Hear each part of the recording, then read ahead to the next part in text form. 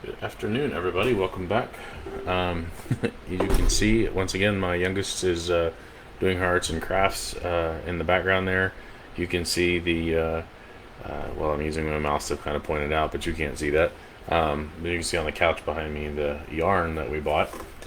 She decided she's been watching this YouTuber named Preston, who's out of the Dallas Fort Worth area, and I like him because he claims to be a Christian and he does not use any foul language.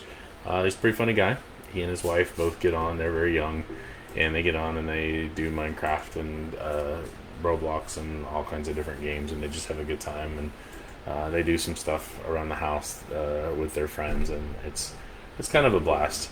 But she really likes him, watches him all the time. And one of the things that Preston does is he sells merchandise, and he calls it merch.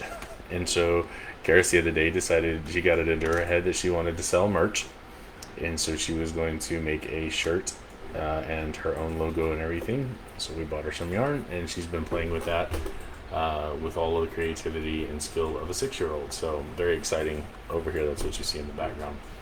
Um, Anyway, today we are going to be studying Exodus chapter 30 and 31. I'm going to get both of those chapters in because it finishes Moses' time up on the mountain. And we're going to cover some things that actually I know a little bit about in just my outside of Bible life, I guess, if you will, the uh, everyday things that I deal with business wise or whatever. And my wife knows a lot about. And so hopefully she'll be tuning in, and maybe she'll leave some comments and some pointers here. So um, we're going to be talking about the consecration of the priests on a daily basis, the wash basin and the washings and stuff. We're going to be talking about some spices used to make the incense that they had to burn every day when they went to the tabernacle and later the temple. So pull up my live feed here on my phone now that it's going, so I can see who all's logging in. And of course, I'll see your comments. Well, gotta turn that down. All right. So, hi, Kimberly. I see you on here, and welcome aboard. Um, anyway, we're going to be in Exodus chapter 30 and 31. I'm reading out of the King James, although I'll probably be doing some auto translations, like shittim wood will be acacia wood and whatever. But I do have the ESV open as well, and a lot of this, there wasn't really any Hebrew words that I needed to look up this time.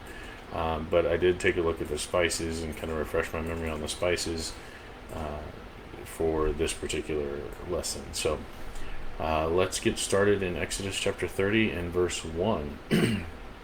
So it says, "And you shall make an altar to burn incense upon, of acacia wood you shall make it. A cubit shall be the length thereof, and a cubit the breadth." So that's about a foot and a half. It's going to be a foot and a half square on top.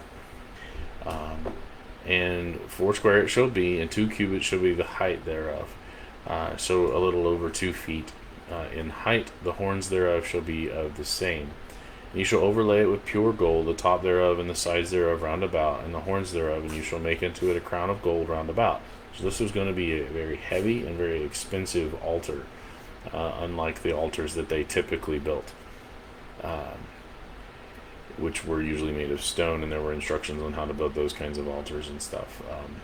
And this was akin to the altar that was out front of the tabernacle, where all of the people could go. The Jews, remember, could go into the courtyard. They couldn't enter into the tabernacle itself, but they could enter into the courtyard, and they could see what was going on with the big altar on the outside. This is a tiny altar, and it's going to go on the inside of the tabernacle.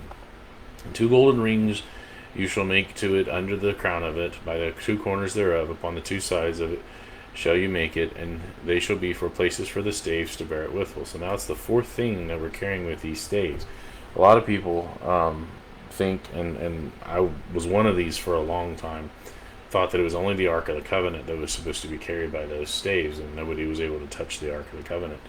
But there's actually quite a bit of things here that are supposed to be carried by these staves. You had the big altar out front, the little altar that we're talking about now, the table that the showbread was supposed to be on, and the Ark of the Covenant.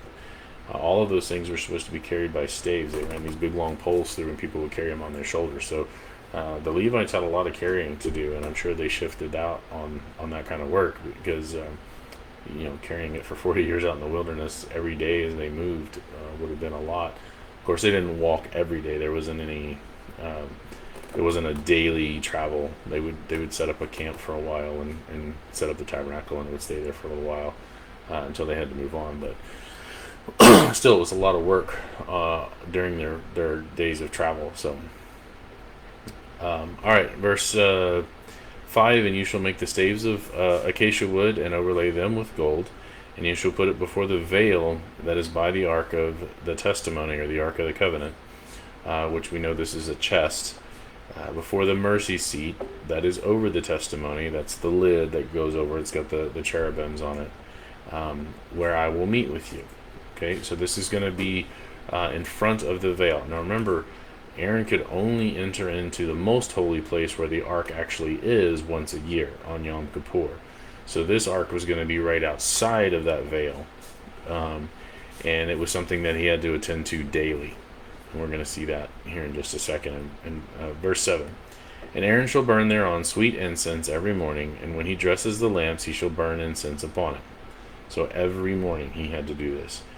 And when Aaron lights the lamp at even, he shall burn incense upon it, a perpetual incense before Jehovah throughout your generations. So every morning, every evening, twice a day, every day. And I believe this included Sabbaths, because this wasn't considered work or labor in the sense of earning a wage. This was considered a form of worship.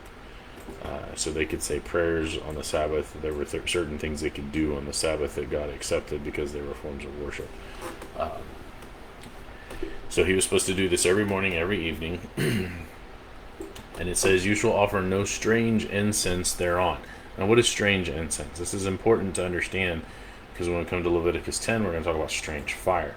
Strange incense is any incense that God has not commanded. That's what that word strange means, is not of, like when we talk about a stranger, somebody who's not of the city or of the village, they're from out of town. So in the same sense, that the idea of strange incense, God's going to give them the recipe for the incense he wants burned every day. And we're going to talk about that. But he's very specific. He says, I want this incense. He says, you shall not offer strange incense thereon, nor burnt sacrifice. So this was not for sacrifices. This was not for any offerings or anything like that. It was just for the incense. And we're going to see one exception to that once a year coming up. So he says, you shall offer no strange incense thereon, verse 9, nor burnt sacrifice, nor meat offering, neither shall you pour a drink offering thereon. Just highlight again the idea that the sacrifices that the Israelites were supposed to give were not all animal sacrifices. They had vegetable sacrifices, they had drink offerings where they would pour wine on it. There's all kinds of sacrifices. There's a lot of people in my particular faith that are very anti-alcohol for any reason. I would argue those people don't understand the Old Testament at all, because one of the offerings that they were supposed to pour on it was wine. It was definitely alcoholic wine. And if you disagree with that, you just go read Deuteronomy 14, because it's all over the place. Now, the priests weren't supposed to drink alcohol while they were attending to their priestly duties, but that's a very specific injunction. That's like don't drink and drive, or don't drink and operate heavy machinery. Same injunction we see in Proverbs about kings when they're sitting on their throne and they're ruling their people and they're passing judgments and whatever. They weren't supposed to have alcohol then. Yeah, there's some specific injunctions of when not to have alcohol. But under the Old Testament, it was perfectly fine for people to drink alcohol. And it was even offered as an offering. And a lot of people miss that. Hey, Jeremy, welcome aboard. So, if you want to talk about alcohol with me, I have an article up and we can talk about that, but don't want to get too off track here. So verse 10, and Aaron shall make an atonement upon the horns of it once in a year, that's the Yom Kippur, with the blood of the sin offering of atonements. Once in a year shall he make atonement upon it throughout your generations, It is most holy unto Jehovah. So throughout your generations, it's talking about through the timeline or through the time period that Israel is a nation. That's what that means. It's a very specific period of time. And this harkens back to the purpose of Israel. Why does Israel exist in the first place? Israel exists as the vehicle to fulfill the promise to Abraham to bring Messiah into the world. And when Messiah comes into the world, that promise is fulfilled and their purpose is ended. So many people don't understand that. They completely miss the whole point of the nation of Israel, and they still think that Israel has some kind of a higher spiritual purpose left today, that they're still God's chosen people, and that's just simply not true. The Bible doesn't hold that up at all. And so here we see throughout your generations they were supposed to do this atonement, this the sprinkling of the blood on the horns of this smaller altar on Yom Kippur, right before the priest would go in to the most holy place. And they don't have that anymore. They don't have the tabernacle. They don't have the temple. They haven't done this in 2,000 years because of this. So it's to say that Israel is still God's chosen people and still the nation that we're reading about being established here in these first 5 books of the Bible. You just don't understand the Old Testament if that's what you think. So, verse 11, and Jehovah spake unto Moses, saying, and we're going to shift gears here. We're going to talk about a census thing. When you take the sum of the children of Israel after their number, and then shall they give every man a ransom for his soul unto Jehovah, when you number them, that there be no plague among them, and when you number them, this they shall give every one that passes among them that are numbered half a shekel, after the shekel of the sanctuary. A shekel is 20 gerahs, and a half shekel shall be the offering of the Lord. Now, a shekel is not that much money. When we deal with inflation and costs and stuff, you can go research the actual value today in dollars of what a shekel is. But we're going to see here that a shekel is going to be enough that even poor people could afford it. And so we're talking a few dollars essentially here. It was not something that we'll get to it when we get to it. One other thing I want to bring up here is this idea of the numbering of Israel. This is extremely important. There's actually a whole book called Numbers where this numbering is kind of laid out for us and is very, very important. But I also want to point out that there's a numbering that takes place in the book of Revelation.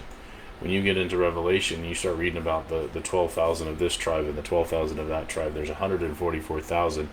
That represents the faithful of Israel who were brought into the church through obedient faith. They obeyed the gospel. They became part of the church. And so that number represents those who were of the nation of Israel, the physical Israel, essentially Judah, the Jews, who were brought into the church and did not suffer the destruction of the Jerusalem, the temple, the end of the whole Jewish state. They were able to bypass that because they weren't religious in a religious sense. They weren't Jews anymore. They were Christians. And so here it says that they were supposed to pay this as a ransom for their souls, and it was so that there be no plague among them.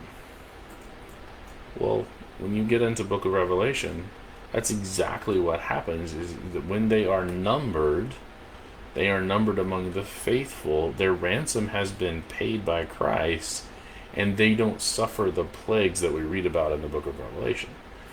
So, and I point these things out. We'll eventually, hopefully, one day get to Revelation itself, but I point these things out to point out that Revelation isn't a book you pick up and you read in isolation. None of the Bible is. You cannot read the Bible in isolation. You don't pick one. I really don't like even the memory verse mentality that we have, where we teach our kids to go remember verses. Hey, Stephen, welcome aboard. Hey, Nate, welcome aboard too. Glad you guys are here. When we teach our kids to memorize a verse, and then we have a lesson about that verse, so many times it's out of its context. A good example of that is Ephesians 2:8. Everybody goes to Ephesians 2:8 to talk about how faith alone saves us. They don't have any idea about the context clues of that verse. The context of Ephesians 2 is that you can't be saved by the works of the law of Moses. That's what that's talking about when it says not of works. It's not of the works of the law. And so I don't really like the idea of memorizing individual verses. I don't like studying books in isolation. I really like this global approach to understanding the Bible. And that's why I keep referencing the New Testament. That's why I keep referencing the prophets. That's why I keep referencing the book of Revelation, because the Bible interprets itself. And if you allow the Bible to interpret itself, there isn't any confusion. Everybody talks about how hard Revelation is to understand. I heard that growing up, and not at my congregation, because my dad was the one that taught Revelation, and he understood it very, very well. But in other congregations that I've either visited or been a part of, a lot of the times the elders, they just, I don't understand it. It's not something that I've ever had opportunity to study in depth, and it doesn't make any sense to me. So I don't know anything about it, and that kind of breaks my heart a little bit. Revelation is not a hard book to understand. Revelation, once you have the key to it, Revelation is super, super easy. The hardest book in the Bible to me, for in my opinion, is Romans. You get into Romans, if you don't dig down into it, it is hard. It is very, very tough meat to understand. So, but anyway, studying the whole Bible, and part of why I'm doing this series is because studying the entire Bible is what helps us understand those harder passages, the places that are difficult, that we have to dig deeper in. They're not milk positions in the Bible. They're meat, they're steak and potatoes kind of things. So, all right. So verse 14, everyone that passes among them that are numbered from 20 years old and above shall give an offering unto Jehovah. The rich shall not give more, and the poor shall not give less than half a shekel when they give an offering unto Jehovah to make an atonement for your souls. So this was a numbering, a census that was taken. It was taken once a year. We read about this when Mary and Joseph, that this is a Roman census that they deal with, but the idea of taking a census is when they number the people in a nation. And so once a year the Jews would do this, and they would be numbered, and when they were numbered they would bring this half shekel offering. And the instructions are that the rich shall not give more than half a shekel. Yes, what can I do? Yes, you can. So the rich were not supposed to give more than that, because this was a ransom for the soul. It has specific purpose, and for them to give more was kind of like we read about in James chapter 2, the first half of James chapter 2, where the rich kind of had an arrogance about them, and so they weren't supposed to give more because they could, and it would make the poor feel bad. And I actually have an article similar to this up on my website called Robes of White, God's Dress Code. And this idea of, how do we dress? How do we present ourselves? What's commanded by God and whatever. And for a lot of people, they don't have expensive three-piece suits, or they don't have fancy Sunday dresses.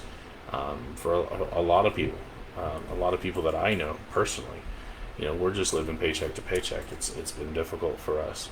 Now I'm not where I was back then, but when we take into account places like James chapter 2, when we take into this idea of the way that God took care of the poor, one of the things that he talked about was that the rich were not supposed to show off their wealth. Oh, yep, the code. Yeah. Okay. Yeah, they can't see you in there because I'm using that camera. Okay. So anyway, go play. Let me do my thing. Karis. Thank you. So anyway, the idea of the rich kind of lording their wealth. We see that women are supposed to dress in modest apparel. That doesn't mean that modesty is misunderstood. It's something as everybody doesn't dress lewd in a lewd fashion, but that's not what the word modest means in the Bible. The word modest means not dressing up. It means that you dress in clothing that is of normal expense, like your everyday clothes and stuff, as opposed to getting some fancy dress or some fancy suit or whatever. That's what modesty means. I'm not going to say we're allowed to dress lewdly. We're not. But those passages that talk about modest dress are not talking about, you know, dressing in such a way that you reveal too much skin. Let's do some of the comments here. Stephen says, yes, for a long time I was hard into the memory verse approach. I've really backed off that, and now my approach is knowing the theme overall and the theme of the context to the local text and everything else is not too hard to grasp. Yeah, definitely. You know, when you look at sermons, I like Bible classes, and I like sermons that pick a theme or that are broad in their approach to the scriptures, where they tackle a number of passages or a number of verses in a single passage or something. I love going through whole letters at a time. Those are the Bible classes I usually pick to attend. You know, we're studying the book of Romans, or we're studying the book of Acts, or we're studying the book of James or something. Of course, the Old Testament ones are few and far between. But those are the ones that I like, is because there's a holistic approach as opposed to this memory verse approach to it. So, yes, Stephen, Sunday best is not in the Bible. Yeah, Charis is Karys. That's right. So, yes, that's exactly right. In the Bible addresses gaudy dress or immodest dressing is the proper way to look at that. More than it addresses being scantily clad, because that was a real problem. There was a lot of people who were very wealthy, and then there was a lot of people who were very, very poor, and that is talked about a whole lot, and it's talked about here. So when they came and they gave their ransom once a year, every year, 20 years and older, they gave this half shekel, and they weren't supposed to give more or less. And part of that is the physical aspect of the rich over the poor, you know, the kind of showing off their wealth. But another part of that is showing God is talking about this is the ransom for their soul. And what he's saying is that no individual is worth more or less to God than any other individual. When he looks at our souls, you know, there's a lot of stupidity going on right now about racism and whatever. Just absolute nonsense. God doesn't care about our physical natures. He only cares about our souls. And so when he looks at our souls, he sees that all of them have equal value. And that's really the big point here of all of them are supposed to give the same amount. So, hey Heather, welcome aboard. All right, so I'll digress. Let's see here. Verse 16, and you shall take the atonement money of the children of Israel, and shall appoint it for the service of the tabernacle of the congregation, that it may be a memorial unto the children of Israel before Jehovah, to make an atonement for your souls. So it's a memorial unto the children of Israel. They were supposed to remember this. They were supposed to understand their purpose, that it was for the atonement, for the ransom for their souls, and they had to do it every year. Why?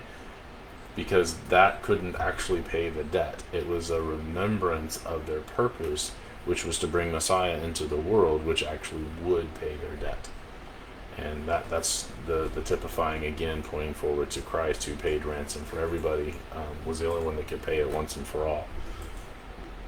So, all right, new thing here.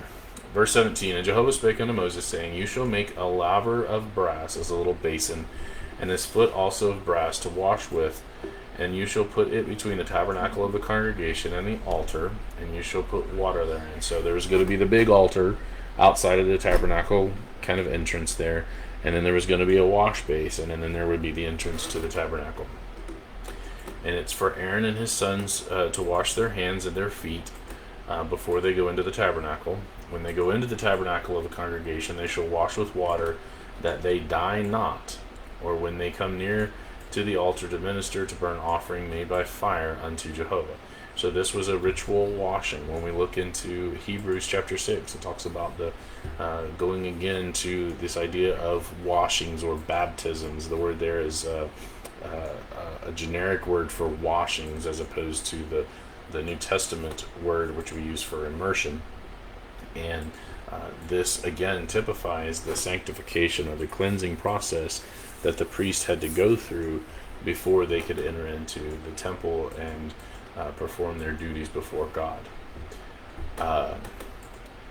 Verse 21, so they shall wash their hands and their feet, that they die not, and then it shall be a statute forever to them, even to him and to his seed throughout their generations. So I've said it many times before, the idea of forever, throughout their generations, all of this is tied into the idea of for as long as Israel shall last. That is the time period of forever, which ended in AD 70 when the temple was destroyed and hasn't been rebuilt since. It's just, that's when the end of the Jewish state happened. That's when the end of the civil authority of Moses ended. Of course, the spiritual authority ended at the cross when Jesus nailed those laws to the cross with his sacrifice. But the civil authority ended in AD 70. All the sacrifices were taken out of the way. There's nothing left of this Mosaical system when the Romans came in and destroyed everything. So, all right, and then verse 22. Moreover, Jehovah spake unto Moses, saying, take thou unto thee principal spices. You look in stop that. When you look in the ESV, it says the finest spices. So these are going to be some expensive things. It says you're going to have spices of pure myrrh, 500 shekels, and of sweet cinnamon, half so much, even 250 shekels, and of sweet calamus, 250 shekels. So these spices, I know a little bit about some of them. Some of them I didn't know as much. Just to give you an idea, in the ESV, it's talking about the liquid myrrh, or the refined myrrh. We'll talk about that in a second. The sweet-smelling cinnamon, and then aromatic cane or sugar cane. And then in verse 24, it talks about cassia for this incense that they're going to make.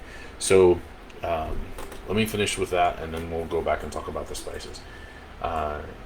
So verse 24, and of cassia 500 shekels after the shekel of the sanctuary, and of oil olive a hin.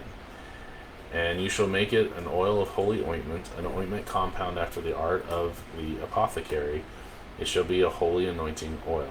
And you shall anoint the tabernacle of the congregation therewith, and the ark of the testimony, and the table, and all his vessels, and the candlesticks, and his vessels, and the altar of incense, and the altar of burnt offering, with all the vessels, and the laver and his foot.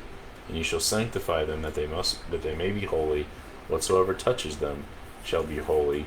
And you shall anoint Aaron and his sons, and consecrate them, that they may minister unto me the priest's office. And you shall speak unto the children of Israel, saying, this shall be a holy anointing oil unto me throughout your generations. Upon man's flesh shall it not be poured, neither shall you make any other like it after the composition of it. It is holy, and it should be holy unto you. Whosoever compoundeth any like it, or whosoever put any of it upon a stranger, shall be cut off from his people. All right, so let's talk about these spices. First of all, myrrh.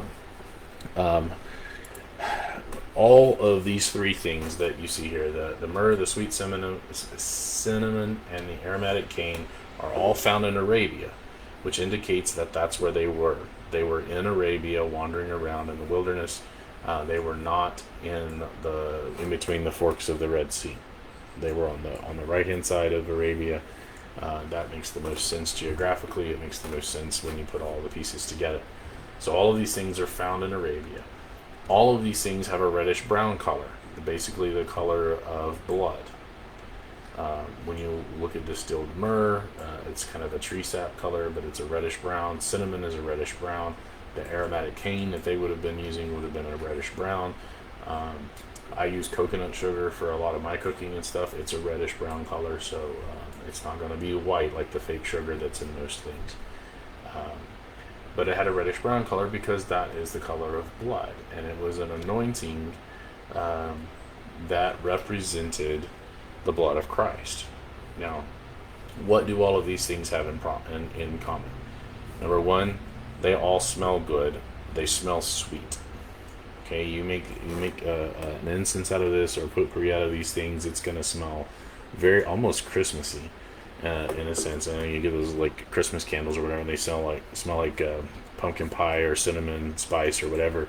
You walk in and you're like, oh, that's the smell of Christmas. That's kind of what this smells like. A very cinnamony thing. The sweet cinnamon that it talks about is called true cinnamon. It's a sweeter version than the common, the cassia cinnamon that we commonly use. It's better for you. It has better chemical properties for you, and all of them have healing properties. And that's a big, big thing, is that this anointing, this oil, represented the blood of Christ, using spices that all had healing properties. They helped to heal wounds. They were antibacterial, antifungal. They could help if you ingested them. They can help you with your heart. They can help you with cholesterol, diabetes. There's a whole host of things that these spices helped with. So it was all about healing through this typification of blood. And so there isn't, these things are chosen for very specific reasons. They're not just random spices that God said, hey, use these because they're available. He said use them because of what they symbolize. And so that's what everything was anointed. If you go back and you look at that list of things that the anointing oil was supposed to cover, every piece of furniture that they made, the Ark of the Covenant, the table where the showbread was going to go, both of the altars, the lampstand, the priest, all of it was to be anointed in this sweet smelling spice, this cinnamon smelling spice. And it was to sanctify them. They were sanctified by this spice, which again represented the blood of Christ. And it says that they shall be sanctified, that they be holy, and anybody who touches them after they've been sanctified would be considered holy. That's how powerful this stuff was. In fact, this stuff was so important. If you look at the cost and the weights and the stuff, there's a lot of guys that do a lot of very, very deep digging on these kinds of things, looking at the prices, looking at what they would have cost back then. It was about 15 pounds of myrrh and about 7.5 pounds of the sweet cinnamon and the sugar cane that they used. So it was a lot. 15 pounds of the secondary cinnamon, the cassia that you read there. That's the kind of common cinnamon that they were supposed to use, and it was a lot because they were going to drench these things in it. When they put these things on, it wasn't just a flicking of some oil. They poured it over everything. Like, it was a lot of oil, a lot of incense. And then once they did that, these things would be considered sanctified. So, all right, Stephen says, yeah, okay, so like that. Let's see here. Joel, welcome aboard. Dean, welcome aboard. Glad to have you guys. We're in Exodus chapter 30, and we are, let's see here. Well, we're kind of discussing down in verse 31, 32, and 33. And this stuff was so important that God said, you're not supposed to ever, no person is supposed to ever make an oil that is exactly in these proportions. Okay, nobody is supposed to put this oil on themselves if they are not of the priesthood. There were some very specific instructions that God said with these things. Now, what does that mean today? Could we make this oil today and use it today for whatever means? Of course. Why? Because the whole law is taken out of the way. There's no law against it now. So if somebody wanted to make an oil out of this, and they wanted to maybe put it in one of those little oil burner things to use that to make the house smell nice, perfectly fine. Does not matter today because the law of Moses is taken out of the way, You're not going to insult God. You're not going to upset him. You're not going to violate his law, because we're not under that law anymore. And in fact, most of us who are probably watching this, including myself, we're Gentiles. We were never under this law anyway.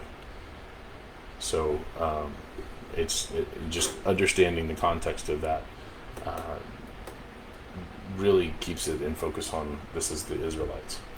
So, all right, the next section is verse 34. Jehovah said unto Moses, take unto you sweet spices, stacte, onycha, and galbanum, these sweet spices with pure frankincense, of each shall there be a like weight. So they had an equal proportion of all of these things.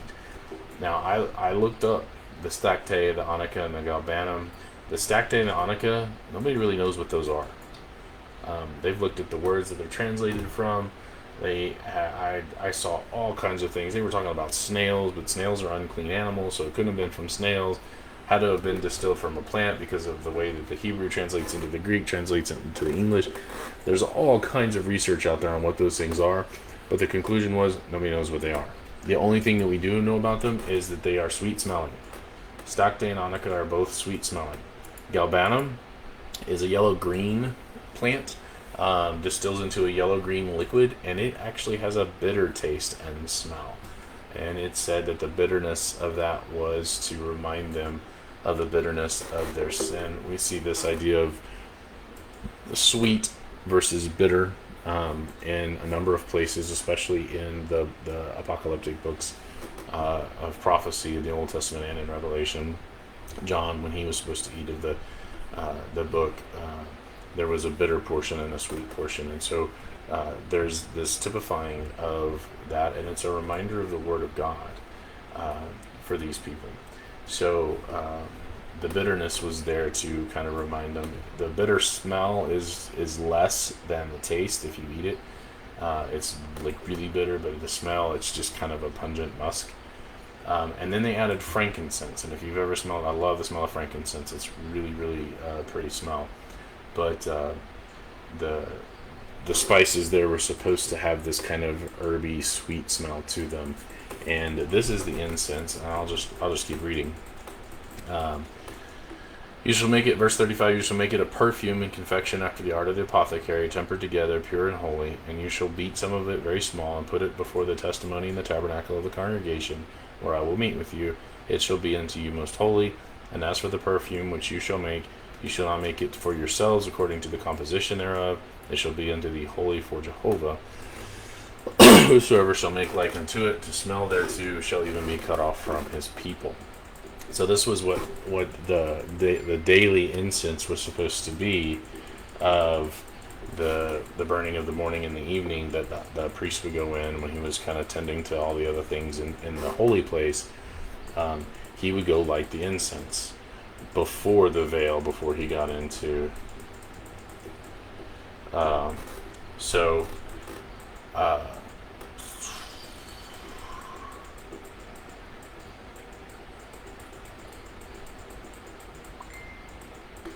okay, my wife is sending me messages not quite related to what I'm doing here, so I thought it was emergency. But anyway, so this incense was made of frankincense, these other sweet spices, and this bitter spice. Now here's the interesting thing. Frankincense and myrrh are both gifts offered to Christ. Both of them are part of the worship, the sanctification and the worship of the Old Testament. Both of them are related to healing. And so those gifts, when they were brought, the wise men probably, I would, from everything I understand about the wise men, understood, even if they weren't Hebrews themselves, which they weren't, understood that this was supposed to be the Hebrew Messiah. And they probably understood the Old Testament very, very well. And so those gifts of myrrh and frankincense were not just because they were spices that were available and considered wealthy. The gold, of course, is seen throughout the Old Testament as a symbol of wealth, God's riches, and whatever. But the myrrh and the frankincense were specific to the Hebrew worship, and they were specific to the idea of healing and cleansing and sanctification. And so when we see those gifts brought to Christ, we see the kind of the very last pointer of those two spices to Christ, when they were brought as those gifts. I found that very interesting. So, all right. So that brings us into chapter 31. Chapter 31 is not a very long chapter. That's why I wanted to include it. Probably going to be mostly just reading this and just making a few comments afterwards. So Jehovah spake unto Moses, saying, See, I have called by name Bezaleel, the son of Uri, the son of Hur, of the tribe of Judah. Now remember, Moses had two people that were kind of his advisors. Now Joshua was his assistant, but Joshua was not old enough yet to be considered an advisor. His two, the men that stood by him to advise him, were Aaron and Hur. And so these are two major guys here. Well, the grandson of Hur is Bezaleel, is one of the guys that's going to be doing a lot of this work, the crafting of these things. And God specifically calls them out by name. Now, that doesn't mean they were the only craftsmen that did the work, but they were the ones that were in charge of it and did a lot of the exacting measurements and all of the primary, they were basically project managers, if you will. Okay, so it says, I have filled, verse 3, I have filled him with the Spirit of God and wisdom and in understanding and in knowledge and in all manner of workmanship, to devise cunning works, to work in gold and in silver and in brass, and in cutting of stones to set them, and in carving of timber, to work in all manner of workmanship. And I, behold, I have given with him Aholiab, the son of Asamach, of the tribe of Dan, and in the hearts of all that are wise-hearted I have put wisdom, and that they may make all that I have commanded thee. So in the hearts of all that are wise-hearted. So everybody that was going to be involved in this project, God was providing them the skills they needed to follow the pattern that God had given Moses in the mount. That was the point. It wasn't about making it pretty for people to look at. It wasn't about the physical appearance so much as it was about make sure you build it according to the pattern that I showed you in the mount, because God is a God of order and he needs us to follow his commandments so that we do it the right way. And so God makes it, he provides the skills necessary, and God does the same thing for us.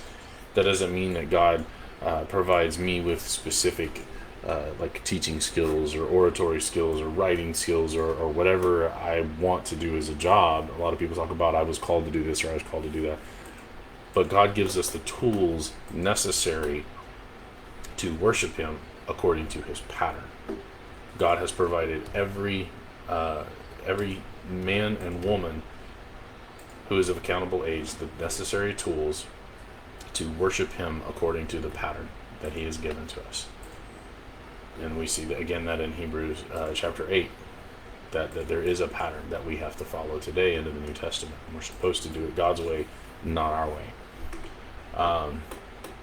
All right, so verse 7, the tabernacle of the congregation and the ark of the testimony and the mercy seat that is thereupon, and all the furniture of the tabernacle, and the table and its furniture, and the pure candlestick with all his furniture, and the altar of incense, and the altar of burnt offering with all his furniture, and the laver in his foot, that's the wash basin, and the cloths of service, and the holy garments for Aaron the priest, and the garments of his sons to minister in the priest's office, and the anointing oil, and the sweet incense for the holy place. According to all that I have commanded thee, shall they do. So these two guys were in charge of these two things. I'm sure that the one, Bezaleel, was the one in charge of like all of the gold, silver, and brass, and the carpentry and all of that stuff. And then this other guy, Aholiab, was in charge of the clothing and the making of the incense and all that kind of stuff. So the point here that God brings up, according to all that I have commanded you, shall they do. That's so important. It's repeated so many times. And then verse 12, and Jehovah spake unto Moses, saying, Speak thou also unto the children of Israel, saying, Verily my Sabbath you shall keep, for it is a sign between me and you throughout your generations. Who's he speaking to? He's speaking to the Israelites. It's throughout your generations. When did those generations end? They ended at the cross, when their purpose was fulfilled. That you may know that I am Jehovah that does sanctify you. How long did God set apart the Israelite nation? How long and for what purpose were they sanctified? They were sanctified to bring Messiah into the world. That was their purpose. So God sanctified them or set them apart for that purpose. So how long were they supposed to keep the Sabbath? Until Messiah came. When Jesus died on the cross, that ended the Sabbath. What was the purpose of the Sabbath? It was a sign between God and the Israelites. Did God command anybody else anywhere to keep the Sabbath day? No. There's no indication anywhere in the Bible, outside of the Bible, anywhere that anybody is supposed to keep the Sabbath. It's just not in there. It was a sign between God and the Israelites for a specific purpose. Verse 14, you shall keep the Sabbath therefore, for it is holy unto you. Everyone that defiles it shall surely be put to death. For whosoever does any work therein, that shall be cut off from among his people. If you're still trying to keep the Sabbath day according to the law of Moses, and somebody does work on the Sabbath day, that person has to be put to death. Because if you're going to keep one part of the law, you have to keep the whole law. We're not under the old law.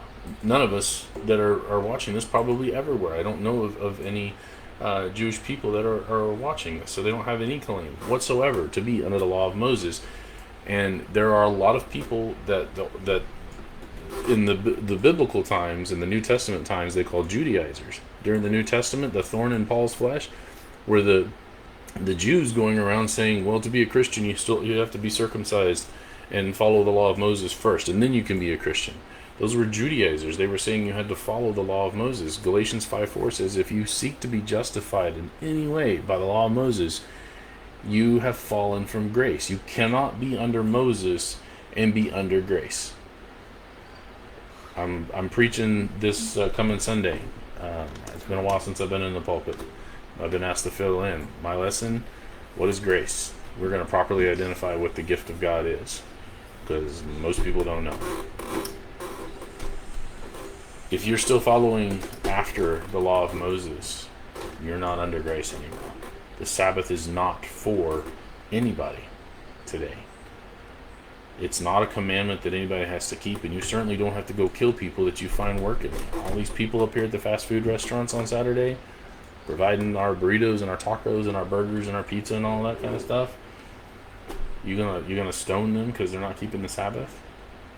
Because if we're supposed to be, if all men are supposed to be under the Old Testament today, as some are alleging, those people deserve death for working on Saturdays. It's foolishness. We're not under that. And if you're not a descendant from the Israelites, you have no claim. And if you are descended from the Israelites, if you are of the Hebrew blood, understand that all ended at the cross anyway, so you're not under it either. Stephen, we're going to talk about it. It's probably going to be audio only. It's a very small congregation with very limited technology. At best, what I might do is try to record it on my phone. So we'll see, or I might try to set my phone up to do a live. And you're probably not going to see any video if you do that, because I don't know if I don't have a stand or anything for my phone. And I'm not really one for, I might record the audio. My dad's wanting me to record it, so we'll see. But anyway, let's finish this up. 15, 6 days may work be done, but in the seventh is the Sabbath of rest, holy to Jehovah. Whosoever does any work in the Sabbath day, he shall surely be put to death. Wherefore the children of Israel, who's supposed to keep it? Wherefore the children of Israel shall keep the Sabbath. Who? The children of Israel. What are they supposed to do? Keep the Sabbath. If you don't fall under that category, and it's not before the cross, this doesn't apply to you. To observe the Sabbath for how long? Throughout their generations. When did their generations end? Their generations ended at the cross, their purpose fulfilled. They were no longer a set apart nation because the reason they were set apart culminated in Christ, contract fulfilled. That's why when he made a new covenant, it made the first one old. We don't follow an old contract. We don't follow an old law. We follow the newest law. Okay? It says for a perpetual covenant. That means that it wasn't going to have like starts and stops. And the reason that it says that is because guess what the Israelites did in their keeping of the law of Moses? They had starts and stops. God didn't want it to be, all right, we're going to do it for this little bit of time and then you can do whatever you want, and then we're going to do it for this little bit of time and you can do whatever you want. He wanted it from this moment forward until their purpose was fulfilled for them to keep it continually. They didn't do it. And eventually they ended up murdering his son, and so he wiped him out for it. He ended the Jewish state completely. Verse 17, it is a sign, talking about the Sabbath. The Sabbath is a sign between me and who? The children of Israel. For how long? Forever. How long is forever? Till the cross. For the whole time of the Israelite nation. Who is it a sign between? God and the children of Israel. If you are not of the children of Israel, it's not a sign for you. It isn't for you to keep. It's very explicit here. For in 6 days Jehovah made heaven and earth, and on the seventh day he rested and was refreshed. Who is the 7 days of creation tied to? It's tied to the children of Israel. Who is this a sign between? Who is it a covenant between? Between God and the children of Israel and nobody else. Why? To bring Messiah into the world to fulfill God's promise to Abraham.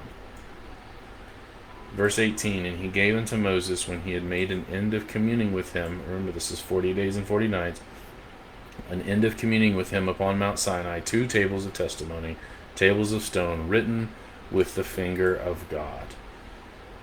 Okay, so God personally writes these 2 tablets, and these are the tablets of the testimony, the testament, tables of stone, written with the finger of God. And that's where we're going to end today. We'll talk more about these in the coming chapters. Thank you for tuning in. Let's see here. I got a couple of... Stephen says that 120-year period under Saul, David, and Solomon was about as good as it got for Israel as a nation. Other than that, they were a hot mess. Oh, yeah. Oh, absolutely. Saul wasn't great, but, he tried. David and Solomon were pretty awesome. Solomon kind of flaked off there towards the end. David, of course, was the best, but after that, they had their little spurts of righteousness, and the southern tribe tried, failed. Northern tribes, they didn't even try. After they split off, they weren't even a hot mess. They were just gone. They were like, forget you, Joe. We don't need you. So, thank you, Stephen. Appreciate you tuning in. All these others that were tuning in. Mother-in-law was here. Savannah catching us here towards the end. So thank you all for tuning in. If you got something out of this, maybe share it. If you have questions or comments, maybe disagreements, go ahead and send that up in the comments or private messages as well. But hopefully we'll see you guys tomorrow. I usually try to announce about an hour before whether I'm going to get on or not. It depends on what's going on here. Sometimes we get a little too busy. Sometimes the kids are crazy, but whatever. We went less than an hour. Got 2 chapters in less than an hour. I'm really shooting to stay at about an hour for these. So, again, thank you for tuning in, and you guys have a wonderful evening, and we'll see you next time.